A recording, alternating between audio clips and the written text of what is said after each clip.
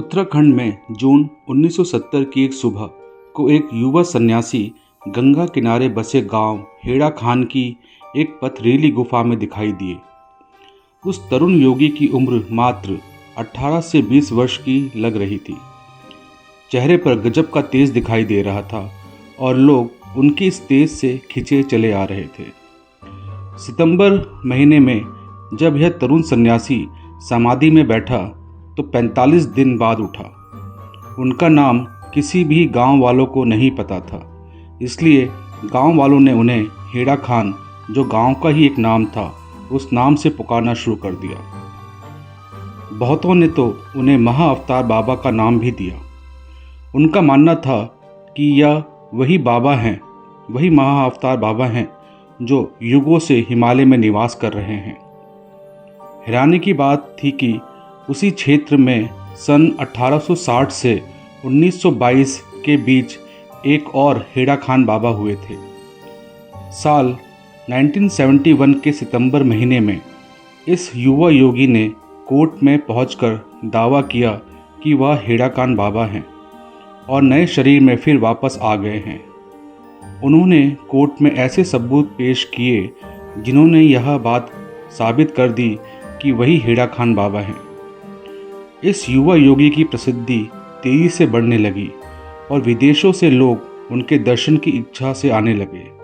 France, America, London, Russia और European देशों से सब ने कहा कि बाबा ने सपने में आकर दर्शन दिए और भारत आने को कहा।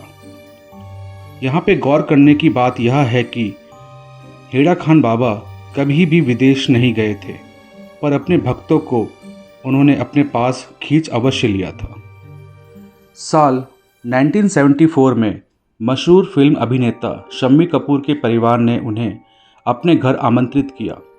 शम्मी कपूर को इन अध्यात्म में कोई भी रुचि नहीं थी, परंतु उनको बाबा से मिलने के बाद कई सुखद अनुभव हुए जो उन्होंने कई बार अपने मित्रों के सामने रखे थे।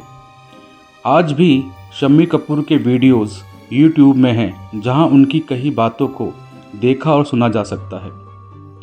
बाबा जी ने शम्मी कपूर से कहा था कि कई जन्मों से शम्मी कपूर उनके भक्त रहे हैं और बाबा ने शम्मी कपूर को महात्मा जी कहकर संबोधित किया था।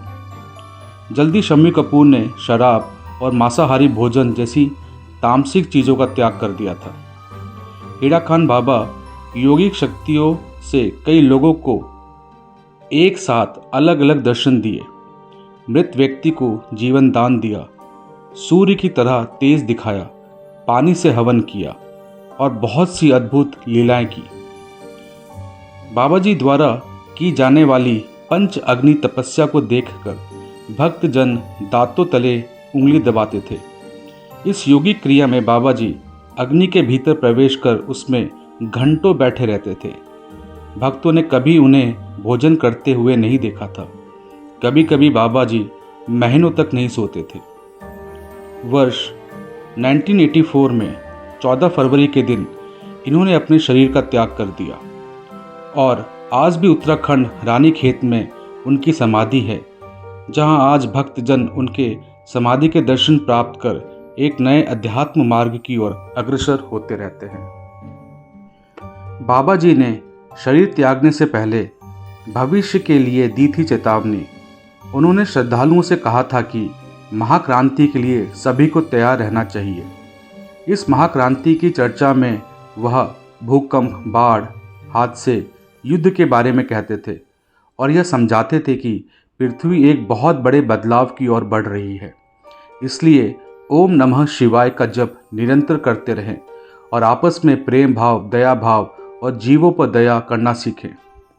जय बाबा हेड़ा खान। ओम नमः शिवाय।